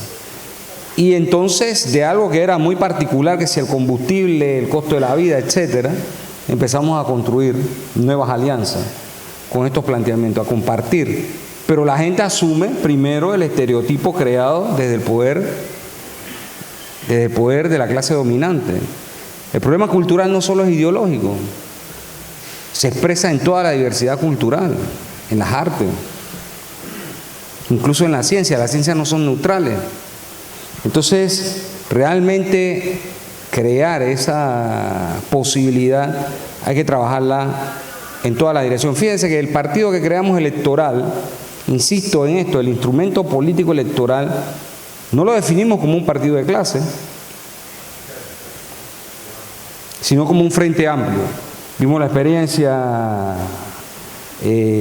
uruguaya y otras experiencias, 2 o 3 que habían de frente amplio en América Latina. ¿Cuál es la caracterización de lo que estamos construyendo? Bueno, la lucha por la democracia real, antineoliberal. Es decir, entonces ahí caben todos los que tienen ese concepto. Está abierto a todos los sectores populares, a todos sin excepción, incluyendo al sector de los empresarios que tengan una visión de patria, ¿no?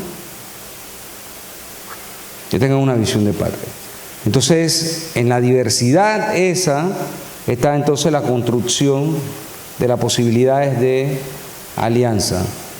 Y ha sido realmente compleja. En el primer momento, en la primera experiencia, nosotros fuimos solos. El movimiento popular, el resto de las izquierdas, sin opción, sin posibilidad, prefirieron no atender ese llamado, ni construirlo. En la segunda oportunidad tuvo un espectro más amplio de ese sector progresista, llamémoslo así, porque a veces hasta llamarle izquierda es muy amplio. Progresista, hubo un acercamiento más importante. Y ahora lo que acabo de contar, es decir, que en realidad esto hay que verlo con una visión más amplia, con un plan nacional de desarrollo que no existe en Panamá. Escuché a Luis decir que no lo existe aquí. La mayoría de los partidos políticos tradicionales son maquinarias electorales corrompidas, clientelistas, etcétera. Y contra el modelo ciudadano que describe Oscar, ese modelo de ciudadano, compañero, son nuestros hijos, nuestros compañeros, nuestra familia, la gente nuestra que nos rodea en los centros de trabajo, porque ese modelo de pensamiento individualista fue creado desde el punto de vista cultural por el sistema y ha sido eficiente. Y romper eso, romperlo realmente cuesta. Eso que dice Luis es cierto. Después de las elecciones generales, fuimos a una asamblea, habían elecciones internas de Suntra. Y los votos que no logramos de los obreros en la electoral nacional fueron unánimes en la Asamblea General. Y tú te explicas, pero es un debate en el seno de la organización misma. Porque es el compañero que está contigo en la calle, el que arriesga el pellejo, el que va preso, el que hiere, el que perdió la vista. La gente que contigo se juega la vida en la calle cuando estás peleando, pero en el término electoral tiene grandes dominaciones en la cabeza. Entonces la contradicción que genera la lucha ideológica creada y cultural por el sistema es fuerte. Tenemos que vencerla. Pero también la estigmatización que se crea contra entes que tienen una constancia, digamos, de lucha, es fuerte incluso en los sectores progresistas y en las izquierdas en Panamá. Así que eso hay que irlo construyendo conforme vamos desarrollando la lucha. Nosotros lo vemos como una combinación de todas las formas de lucha, y la lucha realmente en las calles son las que van abriendo posibilidades de hacer alianzas. La hicimos en el sector obrero con CONUSI, la hicimos con Frenadeso en su momento, la hicimos cuando fundamos el Frente Amplio, pero todavía sigue por construir mucho más. En realidad estamos, digámoslo así, en pleno desarrollo. Nada está acabado y hay que tener una actitud realmente amplia, pero también tener una visión que son espacios distintos. El sindicato es un espacio distinto al partido político electoral, y eso no debemos confundirlo, porque a veces pensamos, y eso se lo digo yo a mis compañeros, vamos a una asamblea, vamos a un recinto como este, hay 500 dirigentes obreros, sometemos a votación, vamos a crear partido, sometemos a votación, vamos a lanzar el candidato, y tú ves que la gente vota, y cuando dice quién está en contra, nadie está en contra, unánime, pero después la acción política misma, entonces la gente no actúa como conforme votó. Entonces esto todo hay que trabajarlo y hay que construirlo, incluso en el seno de la organización, es la experiencia nuestra. Gracias, compañero Oscar Andrade. No tengo idea. De verdad no tengo idea. Voy a ensayar alguna... A ver, en Uruguay no había posibilidad de un espacio que no fuera artiguista, porque en el proceso de independencia Artigas ensayó una reforma agraria sobre la base de confiscar tierras a los malos europeos y peores americanos, y repartía las tierras para los mulatos, los ambos, los charrúas, y puso al par don Encarnación Benítez a repartir tierra, y sufrió una contrarrevolución brutal de los grandes hacendados. Y además tenía un carácter profundamente igualitarista, que es lo que estaba acuñado en la faca de los caudillos federales, Naide es más que Naide. Pero eso es, en todo caso, para el Río de la Plata, así como será Bolívar para el lado de Venezuela. Y seguramente los compañeros en Brasil, cuando pensaron cómo construir, no se podía hacer sin el Movimiento Sin Tierra, que tiene una experiencia de lucha. En Uruguay no tenemos Movimiento Sin Tierra, o sea, no tenemos sector organizado. Entonces, cuando te vas a firmar, sí tenés un movimiento cooperativo de vivienda potente, que nadie podría pensar en Uruguay política sin pensar en ese factor de poder social. ¿Qué quiero decir? A veces los pueblos van construyendo sus instrumentos sociales y políticos sin preguntarnos.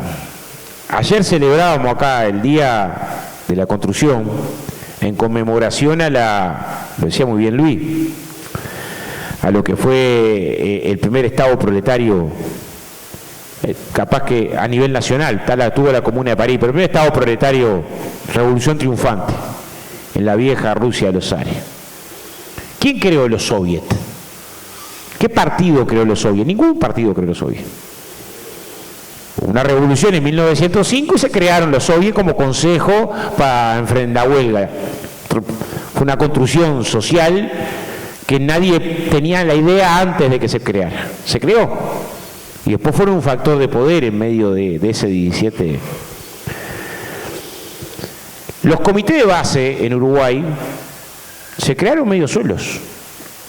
O sea, en el año 68 empezó un proceso de escalada represiva que iba a desembocar en el golpe de Estado. Reprimieron salvajemente ese 1 de mayo, murió una compañera, empezaron a asesinar estudiantes en la calle. Y como forma de resistencia se fueron construyendo comités de base territoriales. No existía el Frente Amplio, pero ya existían los comités de base. O sea, espacio donde intelectuales, estudiantes, obreros, vecinos, gente socialista, comunista, distintos militantes se organizaban en el territorio para enfrentar la represión. Después viene el acuerdo político de los partidos, en el 71, 3 años después, pero ya tenían los comités de base. Un mérito que tuvo el Frente Amplio es proyectar esos comités de base. Entonces, cuando el Frente Amplio se forma, logró trascender, pero es la experiencia uruguaya, no sé si se puede calcar. Logró trascender un acuerdo electoral de partidos políticos. Y el Frente Amplio pasó a ser una experiencia de comités de base en territorio en todo el país. Entonces, comunista, socialista, nacionalista, ¿no? Militás en territorio, te organizás, vas a ayudar a la fábrica cuando está en conflicto, promovés la movilización, resististe la dictadura de los comités de base. Entonces, estás 50 años militando en el territorio de manera conjunta, los compañeros de las distintas tendencias de izquierda que tanto nos cuesta ponernos de acuerdo, y te pones más fácil de acuerdo porque juntos estuviste organizando el lato, organizando la movilización, organizando el 1 de mayo, poniendo el hombro. Todo va construyendo una identidad y una cultura, pero es la experiencia uruguaya, no sé si es calcable. Sí sé que para Uruguay le sirvió para mantenerse unidos, si no hubiera sido imposible.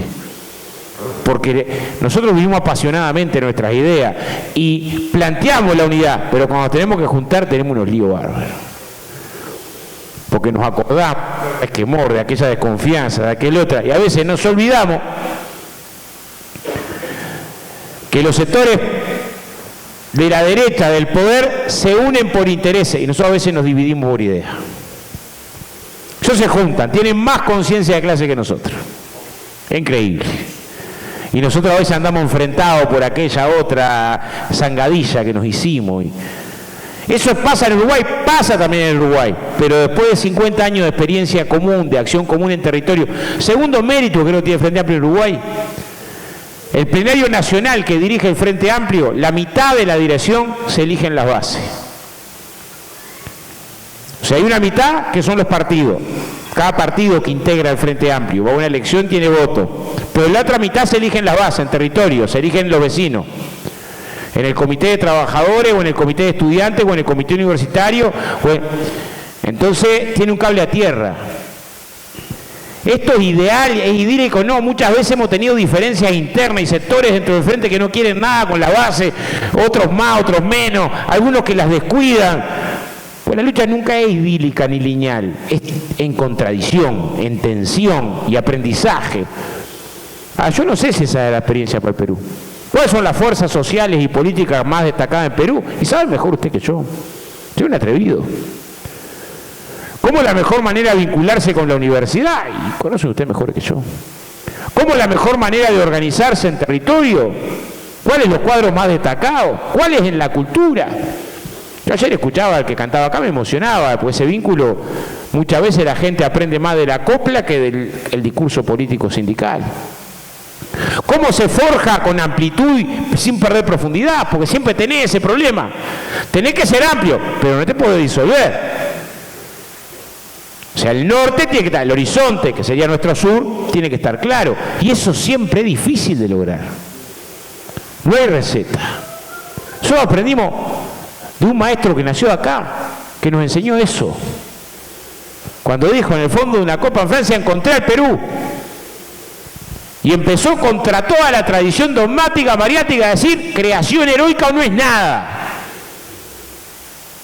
Y nos alumbró. Entonces no podemos venir justo a este país, que tuvo uno de los teóricos más notables, sobre todo en el aprendizaje, en la crítica, a querer traspolar recetas, porque no se pueden traspolar, porque cuando se traspolan fracasar. Hay luchas que son, todas las luchas, lo decía muy bien Luis, también Saúl, por su forma, son nacionales, por más que por sus contenidos sean internacionales. Solo cuando logramos la bolsa de Portland de 25 kilos hace como 15 años, sabemos que pegamos un pasito para adelante. Y usted ahora cuando logramos los 55, nos ayuda a nosotros que nos están queriendo enterrar para atrás con las jubilaciones. Se refleja, pero en la forma concreta en la que se expresa la lucha es nacional, por más que el contenido sea internacional. Entonces eso implica que el problema, el nudo lo tiene que desatar en el lugar, como pasa en cada obra. En cada obra en la que estamos, no un mundo. Yo en cada obra en la que estuve, todas son distintas de organizar. En algunas los ritmos son distintos, los compañeros la piensan distinto, la forma de organización es distinta, algunas son más dinámicas, otras te cuestan más, otras menos. Pero no hay una receta única para cómo organizarse. Siempre hay un objetivo. Cuanto más compañeros participan y más conciencia tenés, mejor. Pero la forma en la que lo lográs, y es creatividad pura y dura. Pura y dura. A priori, qué bueno sería que banderas justas tuvieran en nuestras manos. Los movimientos ambientales, si no se vinculan con la lucha de clase, la verdad, compañero. Ambientalismo sin pensar el sistema económico es jardinería. No es una batalla. Pero ¿cómo construir esa relación de una lucha con la otra? La lucha por la vivienda, por el techo, por el trabajo, por la dignidad, por los derechos humanos de las personas en situación de discapacidad. ¿Cómo se enriquecen? ¿Cómo se enriquecen? Y estoy seguro que también en Perú no debe ser una forma sola. Una cosa será en Lima y otra cosa será en otro departamento y dentro. Ahora ese desafío es apasionante, ponerlo arriba de la mesa para recoger lo mejor de las experiencias. Porque no estamos diciendo que no se pueda aprender de otras experiencias. Lo que digo es que después se tiene que aplicar de manera creativa. De manera creativa. El tiempo en el que andábamos calcando para que pareciera igual todo lo otro y buscando... Y no, amigo. En realidad es más complicada la historia. Entonces, yo vengo de una experiencia que es la que es. Hay que mejorarla. Tuvimos unidad, pero también perdimos el gobierno. Perdimos el gobierno como fuimos capaces. Y nos faltó en algunas cosas de claridad. Política y metodológica. Y en todo caso la mejor autocrítica que te puedes hacer es la práctica, que la práctica que tienes es superadora de la anterior. A veces la historia te enseña más que los textos, por más que hay que ser muy atento a los textos, no descuidado de los textos. Entonces yo mucha idea no tengo como para pararme en ese lugar. Sí sabemos que si avanza Perú, avanzamos nosotros.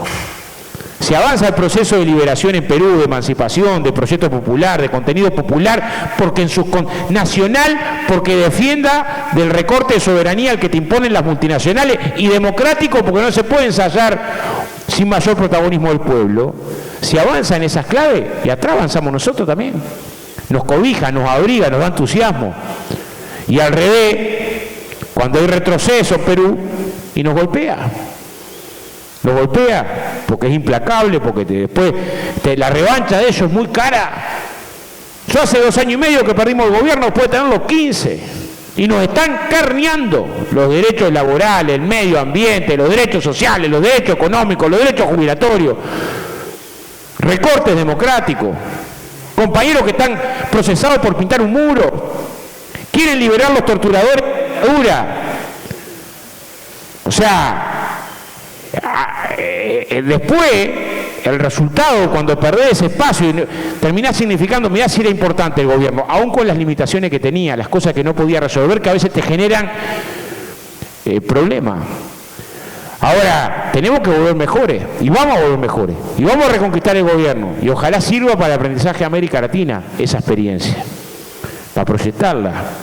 Pero también queremos aprender de acá, no para calcar, para sintetizar y estar un escalón más arriba.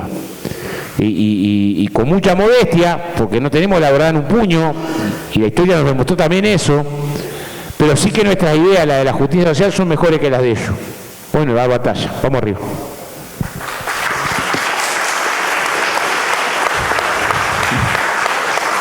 Gracias. Podemos concluir que existe pues el uso de los medios de comunicación y todos los medios al alcance que tienen para poder estigmatizar a los sindicatos y a aquellas organizaciones que quieren un cambio en Panamá, Uruguay, Perú y en verdad en todo el mundo. Y estas experiencias políticas son producto de una realidad social conflictiva y es un problema lógicamente internacional que se expresa pues en cada país con sus propias características. Y tenemos un enemigo de clase, ¿no?, que quiere someternos sin que nos demos cuenta de que estamos sometidos. Asimismo, la importancia del SUNTRAX, del SUNCA y de la Federación es que los trabajadores tienen una unidad marcada por intereses propios, pero que puede evolucionar hacia un movimiento político mayor que no vea solo las cuestiones reivindicativas. Hemos hablado acerca de la batalla cultural que tenemos que hacer para poder cambiar esa idea en el seno del sindicato y en la sociedad. Y además hemos visto que esa fortaleza de la unidad sindical nos llama a un deber probablemente histórico, ¿no?, porque tenemos que hacer algo, los que podemos hacerlo, por aquellos que no pueden hacer el cambio. Y debo manifestar que han mostrado los ponentes que esta propuesta política tiene que ser básicamente anti-neoliberal, anti ese sistema que quiere volvernos más pobres, ¿no?, para estar ellos mejor. Muchas gracias a Saúl Méndez, a Óscar Andrade y Luis Villanueva. Aplausos, por favor, para ellos.